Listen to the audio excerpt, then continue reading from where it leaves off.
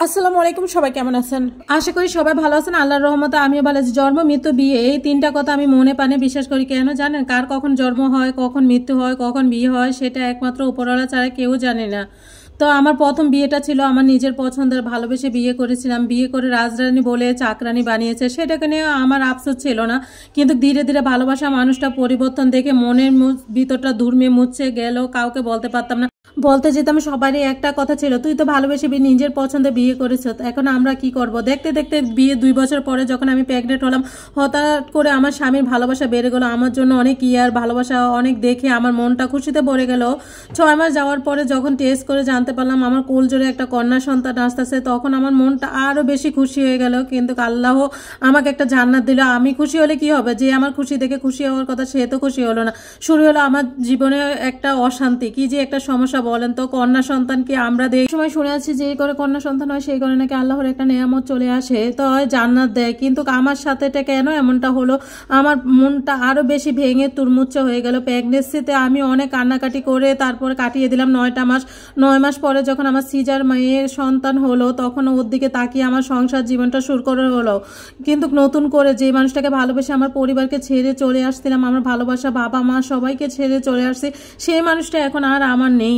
কেন জানি তার এই পরিবর্তনগুলো দেখে আমি ধীরে ধীরে মেনে নিতে পারতেছিলাম না। রাতে বাসায় আসা বন্ধ করে দিল, দিন রাত 24 ঘন্টা ডেন্স করা শুরু করলো। সংসার জীবনে সামরিক শান্তি থেকে মানসিক শান্তি কতটা যে প্রয়োজন, সেটা আমি ছাড়া কেউ বুঝতে পারতো না। সংসারে ছিল শাশুড়ি, দেবর, ননদ, সবাই ছিল। সংসার ছিল প্রথম থেকে। আমার শাশুড়ি আমাকে অনেক ভালোবাসতো। আমার শাশুড়িকে নিয়ে কোন কমপ্লেন নেই। আমার শাশুড়ি যে বাবার থেকে যে ভালোবাসা পাওয়ার দরকার ছিল তার দাদি তাকে দিত, তাই না?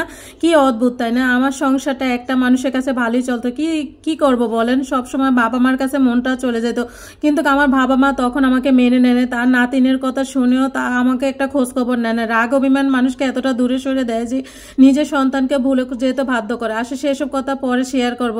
দেখতে দেখতে আমার বড় মেয়ে 2 বছর হলো, তখন আমি আবারও প্রেগনেন্ট হয়ে গেলাম। তারপর যখন দিন যাচ্ছে ততই মনে হচ্ছে যেন আমার টেনশন বেড়ে যাচ্ছে। কি অদ্ভুত জীবন, তাই না?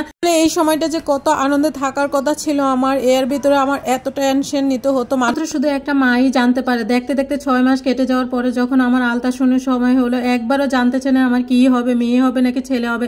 কারণ আমার মনের ভিতরে একটা ভয় কাজ করতেছে, এবারে যদি আমার মেয়ে হয় তাহলে আমার মনের ধারণাটা একদম সত্যি হয়ে গেল। আমার 6 মাসের টেস্টে আসলো আমার এবারও মেয়ে হবে। কি আর করা, বাসায় এসে আমি ভয়ে কাউকে বলিনি। বাসায় এসে সবাই জানতে চাইলো ছেলে হবে নাকি মেয়ে হবে। আমি কিন্তু আমার স্বামী একবারও জানতে ছিল না আমার কি হবে, ছেলে হবে নাকি মেয়ে হবে। আমার শাশুড়ি ননদ সবাইকে বলছি যে এবার কি হবে, আমাকে কেউ বলে না, আমি জানি না। তখন হওয়ার পরে দেখা যাবে। আস্তে আস্তে 6 মাস থেকে 8 মাস পর্যন্ত আমি এতটা টেনশন করতেছিলাম। 8 মাস পরে আমি অসুস্থ হয়ে পড়লাম। শেষ পর্যন্ত আমার হসপিটালে ভর্তি করতে হলো। 8 মাস সময় যখন আমার সিজার করে বেবি হলো, দেখলো মেয়ে বাবু হয়েছে, আমার শ্বশুরবাড়ি একটা মানুষও আমাকে দেখে খুশি হলো না। আমার অসুস্থ শরীর, তাদেরকে কেন জানি একটা অন্যরকম ক্ষোভ আর রাগ কাজ করতেছে আমার প্রতি। তারপর সে আমার উপর রহমত করে আসলো আমার বাবা মা। আস্তে আস্তে আমার বাবা মাকে সবকিছু জানালাম, তারা অনেক বেশি গলে গেল। তারপর আব্বু অনেক কান্নাকাটি করলো। হসপিটাল থেকে আব্বু আমাকে আব্বুর বাড়িতে নিয়ে গেলো, আমার বাবার বাড়িতে নিয়ে গেলো। বিয়ে 6 বছর পরে আমার বাবার বাড়িতে গিয়ে উঠলাম। বাবা মা তো বাবা মাই হয়, তাই না? সন্তানের প্রতি ভালোবাসা কখনই কমে না। এটা ভেবে খুবই কষ্ট লাগতেছে আমার সন্তানের বাবা কেন এমন হলো। 6 মাস কাটিয়ে দেওয়ার পরে একটা মানুষ আমার খোঁজ খবর নিল না। তারপর আমার বাবা ডিসিশন নিলে এবার এই পর্যায়ে আমার ডিভোর্স হয়ে যাবে। কি করার, বাবার ডিসিশনে রাজি হয়ে গেলাম। এইভাবে জীবনে ভুল করছি, তারপর আর এখন যদি ভুল করি বাবাকে কষ্ট দেই তাহলে আমার কোথাও ঠাঁই হবে না। সেই ভেবে আমি রাজি হয়ে গেলাম। ডিভোর্সের পরে 7 বছরে বাবার পরে কাটিয়ে দিলাম। এখন আবার দ্বিতীয় সংসার শুরু করলাম। আলহামদুলিল্লাহ আমার দ্বিতীয় সংসারে আমার শাশুড়ি, আমার হাজব্যান্ড, আমার ননদ, দেবর, বরপুর আছে। সবাই আমাকে এত বেশি ভালোবাসে, আমার বাচ্চাদেরকে অনেক ভালোবাসে।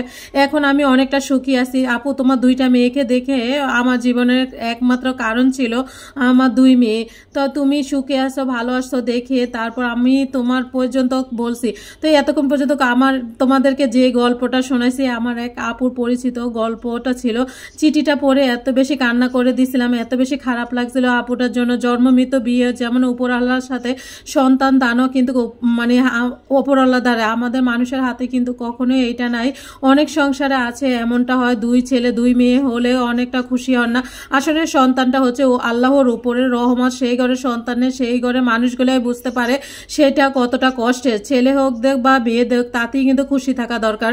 আর মেয়ে কিন্তু আল্লাহর একটা রহমত থাকে, একটা ঘরে একটা মেয়ে থাকা মানে একটা জান্নাত থাকা। যাই হোক, আলহামদুলিল্লাহ আমার 2টা ছেলে আছে, আমরা অনেক খুশি আছি। তো আপুর গল্পটা পড়ে আমার এতটা খারাপ লাগছিল, অনেকে ভাববেন না কিন্তু এটা আমার জীবন কাহিনী। এটা পুরো ভিডিওটা দেখার অবশ্যই অনুরোধ রইল। তো আজকের দিনে, ঈদের দিনে কাজ করতে করতে আপনাদের সাথে শেয়ার করলাম। আসলে আজকে এত কাজ করছি, তারপরে রান্নাবাড়ি করে এই যে সবাই একসাথে খেতে বসছি। এত কাজ করার পরে যখন প্রিয় মানুষগুলোর মুখে হাসি দেখি তাহলে অনেক বেশি ভালো লাগে। সবাইকে ঈদ মোবারক, আল্লাহ হাফেজ।